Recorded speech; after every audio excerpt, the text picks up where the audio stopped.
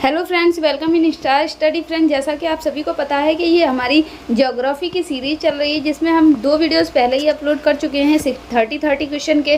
अगर आप लोगों ने वो वीडियोस नहीं देखे हैं तो चैनल पर जाकर उन वीडियोस को देख लें। आज हम इस तरह से 30 क्वेश्चन का 60 क्वेश्चन हो चुके हैं। आज के वीडियो में हम 61 क्वेश्चन से स्टार्ट करेंगे और आज का वीडियो बहुत इंपॉर्टेंट होने वाला है, क्योंकि जिन भी गवर्नमेंट एग्ज़ाम में जीके, जीएस और ज्योग्राफी से क्वेश्चन बनते हैं, उन सभी के लिए आज का वीडियो बहुत ज़्यादा इंपॉर्टेंट होने वाला है और ये टॉपिक सभी के लिए इंपॉर्टेंट होता है। तो चलिए इस वीडियो को स्टार्ट करते हैं। यहाँ पर 61 नंबर का क्वेश्चन हम यहाँ पर सॉल्व करेंगे।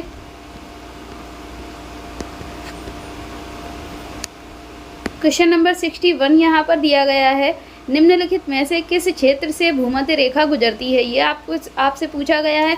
तो कौन से क्षेत्र से भूमध्य रेखा गुजरती है? अफ्रीका से या भारत से, अरब से या चीन से, ये आपको बताना है। तो भारत जो है वो एशिया महाद्वीप में आता है, चीन भी एशिया महाद्वीप में आता है और उसी साइड अरब भी स्थित है। अफ्रीका महाद्वीप अलग है, तो इसको देख लेते हैं चित्र में कैसे क्या है, तो पता चल जाएगा कि भूमध्य रेखा कहाँ से होकर गुजरती है। ये चित्र दिया गया है और इसमें देखते हैं, ये है आपकी कर्क रेखा जो ऊपरी हिस्से में होती है, उत्तरी साइड में होती है, और मकर रेखा दक्षिणी साइड में होती है। और इन्हीं दोनों के बीच में पृथ्वी को आधा आधा बांटने वाली, मतलब पृथ्वी को 2 हिस्सा करने वाली रेखा को क्या कहा जाता है? भूमध्य रेखा कहा जाता है, जो कि ये है। और ये कौन से हिस्से से होकर गुजर रही है? तो ये अफ्रीका महाद्वीप से होकर गुजर रही है। और अफ्रीका महाद्वीप एक इकलौता ऐसा महाद्वीप है जिससे तीनों रेखाएं होकर गुजरती हैं, कर्क रेखा, भूमध्य रेखा और मकर रेखा। तीनों रेखाएं इस महाद्वीप से होकर गुजर रही हैं।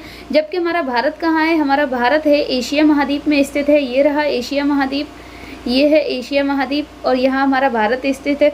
भारत और चाइना भी यहीं स्थित है और सऊदी अरेबिया का हिस्सा भी यहीं पर है। तो यहाँ पर क्या पूछा गया है? अफ्रीका महाद्वीप। यहाँ पर आंसर ठीक हो जाएगा, क्योंकि अफ्रीका महाद्वीप से ही होकर भूमध्य रेखा गुजर रही है। इस तरह से ऑप्शन नंबर ए यहाँ पर ठीक हो जाता है, अफ्रीका। अगला क्वेश्चन देख लेते हैं। अगले क्वेश्चन में क्या कह रहा है? किस प्रदेश के अक्षांश को कोणीय दूरी के किस संबंध से, क्वेश्चन फिर से देख लेते हैं। किसी प्रदेश के अक्षांश को कोणीय दूरी के किस संबंध से अभिव्यक्त किया जाता है? कौन सा ऑप्शन ठीक हो जाएगा? भूमध्य रेखा, दक्षिणी ध्रुव, पृथ्वी की धुरी या उत्तरी ध्रुव? कौन सा ऑप्शन ठीक होना चाहिए? तो ऑप्शन नंबर ए यहाँ पर ठीक हो जाता है, भूमध्य रेखा। किसी प्रदेश के अक्षांश की कोणीय दूरी के संबंध में भूमध्य रेखा से अभिव्यक्त किया जा सकता है। अगला क्वेश्चन है, यहाँ पर विषुवत रेखा है। विषुवत रेखा क्या है? उत्तर और दक्षिण ध्रुवों को जोड़ने वाली रेखा। उत्तर और दक्षिण ध्रुवों के बीचों बीच इस पृथ्वी के गिर्द घूमने वाली काल्पनिक रेखा, या शनि और ग्रह के गिर्द एक मेखला, या पृथ्वी के घूर्णन का अक्ष। क्या है विषुवत रेखा? ये आपसे पूछा गया है। क्वेश्चन नंबर 63 है। तो यहाँ पर कौन सा ऑप्शन ठीक हो जाएगा? उत्तर और दक्षिणी ध्रुवों के बीचों बीच पृथ्वी के गिर्द घूमने वाली काल्पनिक रेखा को विषुवत रेखा कहा जाता है, और मतलब भूमध्य रेखा को ही विषुवत रेखा कहा जाता है। उत्तरी ध्रुव ये होता है, दक्षिणी ध्रुव ये होता है। अगले क्वेश्चन पर चलते हैं। अगला क्वेश्चन क्या कह रहा है? यहाँ पर जनांकीय अभिलक्षणों के आधार पर भारत का वर्गीकरण जनसंख्या चक्र के किस चरण में किया गया है? आरंभिक विस्तारशील चरण, उच्च स्थिर चरण, या विलंबित विस्तारशील चरण, या ह्रासमान चरण? कौन सा ऑप्शन ठीक होना चाहिए? तो ऑप्शन नंबर यहाँ पर सी ठीक हो जाता है, विलंबित विस्तारशील चरण के माध्यम से भारत का वर्गीकरण जनसंख्या चक्र के चरण में किया जाता है। अगला क्वेश्चन देख लेते हैं। निम्नलिखित में से किस देश में मुसलमानों की संख्या सबसे अधिक है? भारत में, पाकिस्तान में, इंडोनेशिया में, या सऊदी अरब में? कौन सा ऑप्शन ठीक हो जाता है? तो ऑप्शन नंबर सी यहाँ पर ठीक हो जाता है, इंडोनेशिया में मुसलमानों की संख्या सबसे अधिक है। अब अगले क्वेश्चन पर चलते हैं। निम्नलिखित में से कौन सा 8 डिग्री उत्तरी और 37 डिग्री उत्तरी अक्षांशों के बीच स्थित है? बांग्लादेश, भारत, चीन या पाकिस्तान? कौन सा ऑप्शन यहाँ पर ठीक होना चाहिए? तो ऑप्शन नंबर यहाँ पर कौन सा ठीक हो जाता है? ऑप्शन नंबर यहाँ पर बी ठीक हो जाता है। भारत जो है 8 डिग्री उत्तरी और 37 डिग्री उत्तरी अक्षांशों के बीच स्थित है। इस तरह से ये पृथ्वी की भूमध्य रेखा होती है जो 0 डिग्री अक्षांश पर होती है, और 0 डिग्री अक्षांश के बाद में ही जैसे जैसे हम ऊपर उत्तरी ध्रुव में जाते जाएंगे तो उसे उत्तरी अक्षांश बोलते जाएंगे, और नीचे जाते जाएंगे तो दक्षिणी अक्षांश बोलते जाएंगे। जबकि हमारा भारत अभी हमने चित्र में दिखाया था उत्तरी अक्षांश में स्थित है। उत्तरी अक्षांश में भी 8 डिग्री उत्तरी और 37 डिग्री उत्तरी अक्षांशों के बीच स्थित है। अगले क्वेश्चन पर चलते हैं। अगला क्वेश्चन यहाँ पर क्या है? किसी क्षेत्र में जनसंख्या का घनत्व किसकी संख्या से मापा जाता है? लोगों की संख्या से, या बच्चों की, परिवारों की, या मकानों की? जनसंख्या घनत्व कैसे मापा जाता है ये आपको बताना है। तो ऑप्शन नंबर ए यहाँ पर ठीक हो जाता है। लोगों की संख्या से ही जनसंख्या घनत्व मापा जाता है। ऑप्शन नंबर ए ठीक है। अब अगले क्वेश्चन पर चलते हैं। अगला क्वेश्चन यहाँ पर क्या है? जिस महाद्वीप से होकर काल्पनिक रेखा, कर्क रेखा और मकर रेखा और भूमध्य रेखा गुजरती हैं वह कौन सा है? अभी आपको बताया था एक अफ्रीका एक इकलौता महाद्वीप ऐसा है, जो चित्र में अभी दिखाया था आपको। अफ्रीका एक इकलौता ऐसा महाद्वीप है जिससे कर्क रेखा, मकर रेखा और भूमध्य रेखा तीनों रेखाएं गुजरती हैं। तो ऑप्शन नंबर ए यहाँ पर बिल्कुल ठीक हो जाता है। अगले क्वेश्चन पर चलते हैं। निम्नलिखित में से सबसे बड़ा वृत्त कौन है? आर्कटिक वृत्त, विषुवत वृत्त, या कर्क रेखा, या मकर रेखा? तो जिस तरह से ये अपनी पृथ्वी होती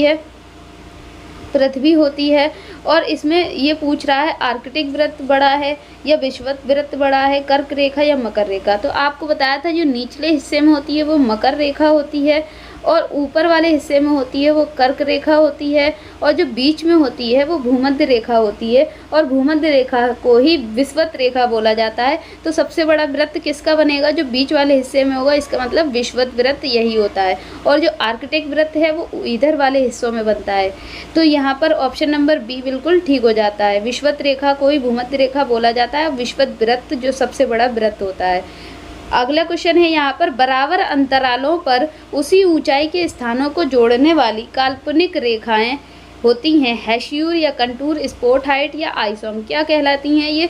तो ऑप्शन नंबर बी यहाँ पर ठीक हो जाता है। इन्हें कंटूर बोला जाता है। बराबर अंतरालों पर उसी ऊंचाई के स्थानों को जोड़ने वाली काल्पनिक रेखाएं। अगला क्वेश्चन है, कंटूर वह काल्पनिक रेखाएं हैं जो दर्शाती हैं, क्या दर्शाती हैं कंटूर? समान वायुमंडलीय दाब वाले क्षेत्र, समान ताप वाले क्षेत्र, समान ऊंचाई वाले क्षेत्र, या बराबर धूप वाले क्षेत्र? कौन सा ऑप्शन यहाँ पर ठीक होना चाहिए? तो ऑप्शन नंबर सी यहाँ पर ठीक हो जाता है। बराबर ऊंचाई वाले क्षेत्रों को कंटूर रेखाएं दर्शाती हैं। ऑप्शन नंबर सी ठीक है। अगला क्वेश्चन देख लेते हैं। आइसोनेफ शब्द समान वाली रेखाओं का द्योतक है। मेघमयता, लवणता, वर्षा या दाब? कौन सा ऑप्शन यहाँ पर ठीक हो जाता है? तो आइसोनेफ क्या होता है ये आपको बताना है। तो आइसोनेफ जो है लवणता वाली रेखाओं का द्योतक है। ऑप्शन नंबर बी यहाँ पर बिल्कुल ठीक है।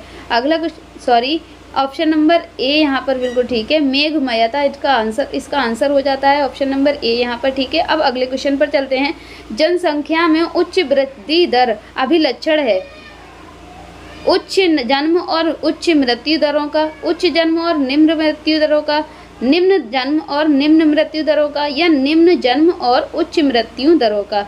जनसंख्या में जो उच्च वृद्धि दर हो रही है वो किसका अभिलक्षण है ये आपको बताना है। तो ऑप्शन नंबर बी यहाँ पर ठीक हो जाता है। उच्च जन्म मतलब ज़्यादा जन्म, और निम्न मृत्यु दर मतलब कम मृत्यु हो रही हैं और जन्म ज़्यादा हो रहे हैं, इसे ही जनसंख्या में उच्च वृद्धि दर बोला जाता है। अब अगले क्वेश्चन पर चलते हैं।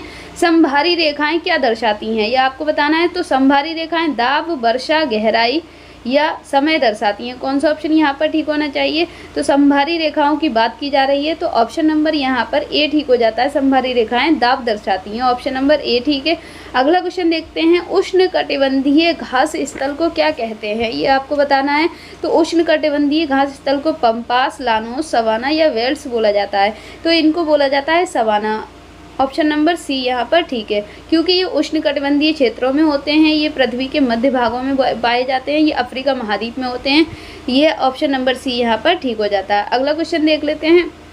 उष्ण का मतलब ही गर्मी होता है, और जहाँ पर सबसे ज़्यादा गर्मी पड़ती हो उस स्थान को उष्णकटिबंधीय स्थान बोलते हैं। अगला क्वेश्चन है, एक ही तापमान वाले स्थानों को जोड़ने वाली काल्पनिक रेखाएं क्या कहलाती हैं? समदाब रेखाएं, समवर्षा रेखाएं, समलवण रेखाएं या समताप रेखाएं? कौन सा ऑप्शन यहाँ पर ठीक होना चाहिए? तो ऑप्शन नंबर डी यहाँ पर ठीक हो जाता है। समान ताप वाले स्थानों को जोड़ने वाली समताप रेखाएं कहलाती हैं, जिनको आइसोथर्म बोला जाता है। क्या बोला जाता है? आइसोथर्म।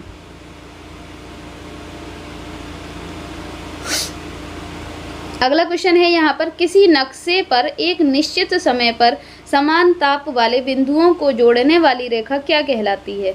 किसी नक्शे पर निश्चित समय पर समान ताप वाले बिंदुओं को जोड़ने वाली रेखा के बारे में पूछा जा रहा है। कौन सा ऑप्शन ठीक हो जाता है? तो अभी पिछले क्वेश्चन में भी यही था, आइसोथर्म बोला जाता है इसको। अगला क्वेश्चन पढ़ते हैं, निम्नलिखित में से कौन सा बराबर वर्षा वाले स्थानों को जोड़ने वाली रेखाएं? आइसोहिप्स, आइसोहेलाइंस, आइसोबार या आइसोहाइट्स? कौन सा ऑप्शन यहाँ पर ठीक होना चाहिए? तो ऑप्शन नंबर डी यहाँ पर ठीक हो जाता है। आइसोहाइट्स इनको बोला जाता है। ऑप्शन नंबर डी ठीक है। अगला क्वेश्चन देख लेते हैं। अगला क्वेश्चन है यहाँ पर, उस व्यक्ति को क्या कहते हैं जो वैज्ञानिक आधार पर मानचित्रों को बनाने का काम करता है? ऐसे व्यक्ति को क्या कहा जाएगा? जियोग्राफर या कार्टोग्राफर, मौसम विज्ञानी या भूवैज्ञानिक? क्या बोला जाएगा ऐसे व्यक्ति को? तो ऐसे व्यक्ति को मानचित्रकार या कार्टोग्राफर ही बोला जाएगा। ऑप्शन नंबर बी यहाँ पर ठीक है। अगला क्वेश्चन देख लेते हैं, मानचित्र बनाने की कला और विज्ञान को क्या कहा जाता है? सुदूर सुग्राही, मानचित्र कला, फोटोग्रामिति या मानचित्रण? कौन सा ऑप्शन यहाँ पर ठीक हो जाता है? तो ऑप्शन नंबर बी यहाँ पर ठीक हो जाता है। इसको मानचित्र कला बोला जाता है या कार्टोग्राफी बोला जाता है, और कार्टोग्राफी करने वाले मनुष्य को क्या बोला जाता है? कार्टोग्राफर बोला जाता है। अगला क्वेश्चन क्या है यहाँ पर, और अभी क्वेश्चन आया था, समान ताप वाले स्थानों को दर्शाने वाली रेखाओं को क्या बोला जाता है? तो उनको आइसोथर्म बोला जाता है। ऐसी कौन सी रेखा है ऐसा कौन सा महाद्वीप है जिससे कर्क रेखा, मकर रेखा और भूमध्य रेखा तीनों ही गुजरती हैं?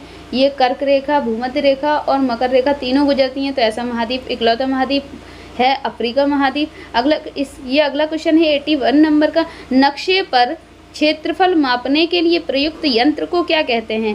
प्लेनीमीटर, आइडोग्राफ, पेंटोग्राफ या ऑपिसोमीटर? कौन सा ऑप्शन यहाँ पर ठीक होना चाहिए? तो ऑप्शन नंबर यहाँ पर ए ठीक हो जाता है। प्लेनीमीटर बोला जाता है इसको। नक्शों पर जो क्षेत्रफल मापने के यंत्र होता है उसे प्लेनीमीटर बोला जाता है। अगला क्वेश्चन है, दुनिया की छत, रूफ ऑफ द वर्ल्ड, निम्नलिखित में से किसको कहा जाता है? माउंट एवरेस्ट को, पामीर के पठार को, साइबेरिया का मैदान या हिंदू कुश पर्वत? कौन सा ऑप्शन यहाँ पर ठीक हो जाता है?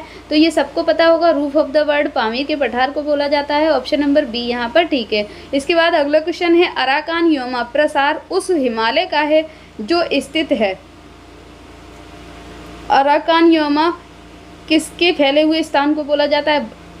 उस हिमालय के फैले हुए स्थान को बोला जाता है जो बलूचिस्तान में है या म्यांमार में है, नेपाल में है या कश्मीर में है? कौन सा ऑप्शन यहाँ पर ठीक हो जाता है? तो ऑप्शन नंबर बी यहाँ पर ठीक हो जाता है। म्यांमार में जो हिमालय है उसके फैले हुए स्थान को अराकान योमा बोला जाता है। अगला क्वेश्चन है, मैक-मोहन रेखा द्वारा अलग किए जाने वाले देश कौन कौन से हैं? अफगानिस्तान और पाकिस्तान, बांग्लादेश और भारत, भारत और चीन, पाकिस्तान और भारत? कौन सा ऑप्शन यहाँ पर ठीक हो जाता है? तो यहाँ पर ऑप्शन नंबर सी ठीक हो जाता है। चीन और भारत के बीच जो सीमा रेखा है उसे मैक-मोहन रेखा बोला जाता है। अगले क्वेश्चन पर चलते हैं। अगला क्वेश्चन यहाँ पर है, प्राचीन टेथिस सागर के निक्षेपों को बलित होने पर क्या बना? हिमालय, रॉकीज, एंडीज या आल्प्स? कौन सा पर्वत बना ये आपको बताना है टेथिस सागर के निक्षेपों के बलित होने से।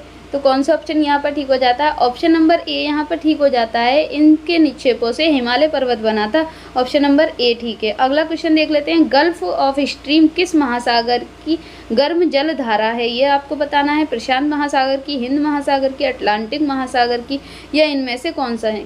कोई सा नहीं। तो कौन सा ऑप्शन यहाँ पर ठीक होना चाहिए? तो ऑप्शन नंबर यहाँ पर सी ठीक हो जाता है। गल्फ ऑफ स्ट्रीम जो है वो अटलांटिक महासागर की गर्म जलधारा है। ऑप्शन नंबर सी यहाँ पर ठीक है। इसके बाद अगला क्वेश्चन है, निम्नलिखित में से किस नगर को शाश्वत नगर भी कहा जाता है? लंदन को, रोम को, एथेंस को या बर्लिन को? शाश्वत नगर किसको कहा जाता है? तो शाश्वत नगर बोला जाता है रोम को। ऑप्शन नंबर बी यहाँ पर ठीक है। अगला क्वेश्चन देख लेते हैं। उत्तरी अमेरिका के प्रेयरी हैं। उत्तरी अमेरिका के प्रेयरी क्या हैं? उष्णकटिबंधीय वन है, नदी के बेसिन हैं, या पशु फार्म है, या शीतोष्ण घास के मैदान हैं। कौन सा ऑप्शन यहाँ पर ठीक होना चाहिए? तो जो प्रेयरी जो हैं उत्तरी अमेरिका, जो अभी बताया नक्शा दिखाया था आपको, वर्ल्ड मैप दिखाया था, उसमें उत्तरी अमेरिका इस हिस्से में था, और इस हिस्से में जो प्रेयरी नाम की चीज़ है उसको शीतोष्ण घास के बल, शीतोष्ण घास स्थल जो है, घास के मैदान जो हैं उनको प्रेयरी बोला जाता है उत्तरी अमेरिका में। अगला क्वेश्चन देख लेते हैं। विश्व में सबसे विशाल मरुभूमि कौन सी है? तो विशाल मरुभूमि कौन सी है? सहारा मरुभूमि, थार मरुभूमि, या गोबी मरुभूमि, या ग्रेट सैंडी मरुभूमि। कौन सा ऑप्शन यहाँ पर ठीक हो जाता है? तो ऑप्शन नंबर यहाँ पर ए ठीक हो जाता है, सहारा मरुभूमि को ऑप्शन नंबर ए। सहारा मरुस्थल विश्व का सबसे बड़ा मरुस्थल कहा जाता है। अगला क्वेश्चन है और इस वीडियो का लास्ट क्वेश्चन है। भारतीय मरुस्थल को क्या कहते हैं? गोबी, सहारा, थार, या आटाकामा। कौन सा ऑप्शन यहाँ पर ठीक हो जाता है? तो भारतीय मरुस्थल को बोलते हैं थार का मरुस्थल। ऑप्शन नंबर ए ठीक, सॉरी ऑप्शन नंबर सी यहाँ पर ठीक है। और यहीं पर हमारा वीडियो समाप्त होता है। अगर वीडियो पसंद आया तो वीडियो को लाइक कर दें, अपने फ्रेंड्स में शेयर कर दें। चैनल पर नए हैं तो चैनल को सब्सक्राइब कर लें।